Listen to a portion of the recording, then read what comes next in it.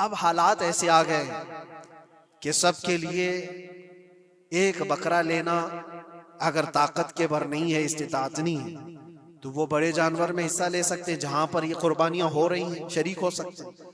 कुछ लोगों ने ये प्रोपेगेंडा भी फैलाया है हमारे दरमियान में से कि बड़े की कुर्बानियां जो होती हैं, इज्तिमाई कुर्बानियां, ये जायज नहीं है, आदमी को अपनी कुर्बानी के वक्त सामने होना जरूरी है। ऐसी बातें फैलाई गई हैं। मैं आपको हदीस पाक सुनाता हूं।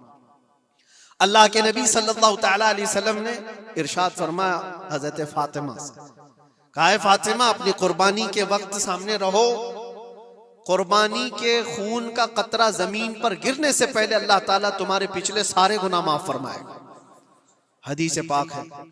लेकिन साथ में दूसरी हदीस ये भी है, नबी पाक सल्लल्लाहु तआला अलैहि वसल्लम ने अपनी कुर्बानी का वकील हजरत अली को बनाया था कि अपनी नियाबत दे दी कि मेरी तरफ से तुम कुर्बानी करो।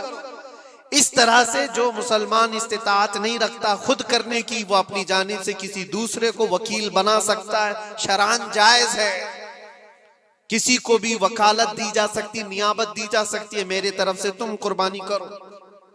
जैसे कि घर में कोई औरत मालिक निसाब है, अगर यह हुक्म होता कि औरत खुद जाकर के करे तो कहां से करती? औरत किसी को वकील बना सकती है, अपने शोहर को कह दी या किसी को दे दिया पैसे कि मेरी जानिब से तुम कुर्बानी करो। यह जायज है बिल्कुल। जिन लोगों ने यह प्रोपेगेंडा फैलाया है हमारे दरमियान में कि कुर्बानियां नहीं होती, वो जाहिल लोग हैं, पढ़े लिखे लोग नहीं। शरई मसाइल को जाने बगैर इस तरह की बातें अवामुल नास में, अवामुल मुस्लिमीन में फैलाना ये गुनाह है। हाँ, इस बात को याद रखें, जो वकील है कुर्बानी का उसके ऊपर जिम्मेदारी है कि वो जितने लोगों की कुर्बानी कर रहा है जानवर शरीयत के मुताबिक का ले, ऐबदार जानवर की कुर्बानी ना करे। लागर हो, कमजोर हो, सींग टूटा हुआ हो, कान कटा हुआ हो, पैर कटा हुआ हो, दुम कटी हुई हो, या इतना कमजोर के चल नहीं सकता, खड़ा नहीं हो सकता, ऐसा ऐबदार जानवर ना ले। ये वकील की जिम्मेदारी है जो सबकी तरफ से कुर्बानी कर रहा है। और दूसरी चीज, ऐब किसको कहते हैं? ऐब किसको? कान में अगर सुराख है तो वो मकरू है, लेकिन कुर्बानी है उसकी। हाँ, सींग अगर बचपन उसके पैदाइशी नहीं आए थे तो जायज है उसकी कुर्बानी। आए थे और टूट गए तो उसकी मिकदार बताई गई है। 1/3 हिस्सा अगर टूटा है तो उस वक्त तक जायज है, उससे ज्यादा जड़ से टूटे हुए हैं तो कुर्बानी जायज नहीं। कोई पैर पूरा कटा हुआ है, दुम पूरी कटी हुई, ये ऐब में आता है। ऐबदार जानवर की कुर्बानी जायज नहीं, ये वकील करेगा, नहीं करेगा तो वो गुनहगार है।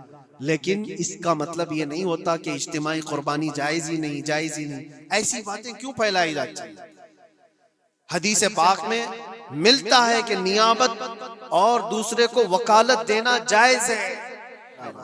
लेकिन ऐ मुसलमान, ज़हन और दिमाग में किसी ऐसे मॉडर्न कल्चर के ऐसा कोई फरेफ्ता हो, उसकी बातों में आकर तुम ये सोचो कि नहीं इतने पैसे मैं कुर्बानी के बजाय सदका कर दूं, किसी गरीब को दे दूं, नाजायज है। तुम्हारे ऊपर से कुर्बानी का वजूब खत्म नहीं होगा, वो उसी तरह से बाकी रहेगा और गुनहगार भी रहोगे। अल्लाह करीम से ज्यादा तुम रहम करने वाले नहीं हो, अल्लाह अरहमुर राहिमीन है। अल्लाह अरहमुर राहिमीन है। जब वो हुक्म अता फरमा रहा है तो क्या तुम्हारे दिल में उससे भी ज्यादा रहम है? तो कुर्बानी के दिनों में सिर्फ कुर्बानी ही होगी। अब कुछ जो चीजें ऐसी हैं फैलाई गई। देखें, एक बात मैं आपको बताऊं, अल्लाह के नबी सल्लल्लाहु तआला अलैहि वसल्लम रहमतुल लिल आलमीन है, सबका मानना अकीदा है। वो रहमतुल लिल आलमीन रसूल सल्लल्लाहु अलैहि वसल्लम ने खुद अपने हाथों से कुर्बानी फरमाई, और एक दो नहीं, 100 ऊंट आए थे, जिसमें से 63 ऊंटों को मेरे आका सल्लल्लाहु अलैहि वसल्लम ने नहर फरमाया। 63 ऊंटों को खुद हुजूर ने ज़बह फरमाया, और उसके बाद हजरत अली मुर्तदा शेर खुदा रदी अल्लाह तआला अन्हु को दिया, बाकी के ऊंटों को तुम ज़बह करो। नबी पाक सल्लल्लाहु तआला अलैहि वसल्लम ने ये जो 100 ऊंटों को ज़बह फरमाया था, ये अपने हज के मौके पर। और उसके अलावा एक हदीस पाक में ये भी है, हुजूर अकरम सल्लल्लाहु अलैहि वसल्लम ने जो 2 चितकबरे बकरे ज़बह किए थे। चितकबरे किसको कहते हैं? 2 कलर वाले। ब्लैक एंड व्हाइट जो होते हैं, अबलख उनको कहते हैं अरबी में। 2 मेंढे ज़बा फरमाए, एक नबी पाक सल्लल्लाहु तआला अलैहि वसल्लम ने अपनी जानिब से कुर्बान फरमाया और दूसरा पूरी उम्मत की तरफ से कुर्बान फरमाया। ये रसूल पाक सल्लल्लाहु तआला अलैहि वसल्लम के, इसीलिए तो मैं अर्ज करता हूँ मेरे अजीजों, हमारे इमाम ने सच कहा, जो न भूला हम गरीबों को रजा, याद उसकी अपनी आदत कीजिए।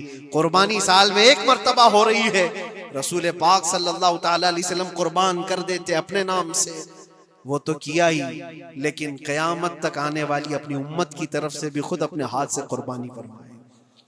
आज उम्मत ये पूछती है मेरे अजीजों, कुर्बानी के लिए 1400 साल पहले तुम्हारे रसूल ने तुम्हारी जानिब से कुर्बानी की, और अल्लाह ने जिसको इस्तिताअत दी, जिसको ताकत दी, मैं ये चाहता हूं कि तुम्हारे ऊपर जो कुर्बानी वाजिब है, अपनी कुर्बानी करो, साथ में एक और कुर्बानी मेरे मुस्तफा की तरफ से करो, हुजूर अकरम सल्लल्लाहु अलैहि वसल्लम की तरफ। जबकि उनके एहसान का बदला पूरी उम्मत नहीं अदा कर सकती, लेकिन हम हदिये तशक्कुर के तौर पर अपनी तरफ से पेश कर सकते हैं।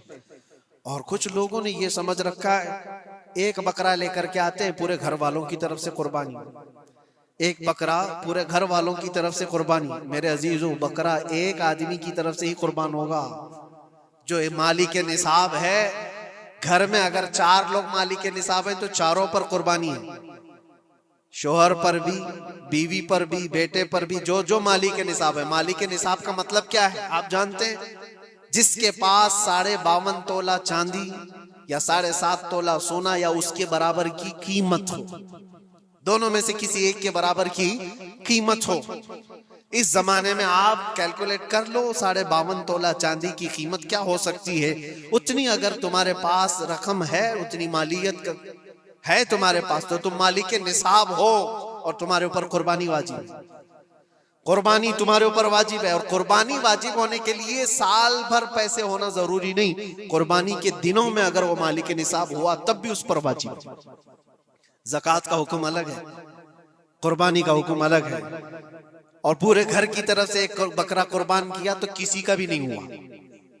अगर 4 लोग घर में रहते थे और चारों की तरफ से एक बकरा ज़बा किया और चारों का नाम लिया गया है, तो किसी के नाम से कुर्बानी नहीं हुई, क्योंकि पर्टिकुलर एक ही की तरफ से कुर्बानी हो सकती है। हाँ, बड़े जानवर में 7 हिस्से हो सकते हैं, वो ऊंट हुआ या बैल भैंस, ये जो बड़े जानवर हैं, इन जानवरों में 7 हिस्से हो सकते हैं और उनमें शरीक होना जायज है। लेकिन 7 लोग जो शरीक हो रहे हैं उनके लिए भी शर्त है, कोई एक बंदा भी उसमें गलत अकीदे वाला भी ना हो और गोश्त की नीयत से शरीक ना हुआ हो, बल्कि सब कुर्बानी की नीयत से आए हों तो सबकी कुर्बानी होगी। ये ख्याल भी रहे, जरूरी है।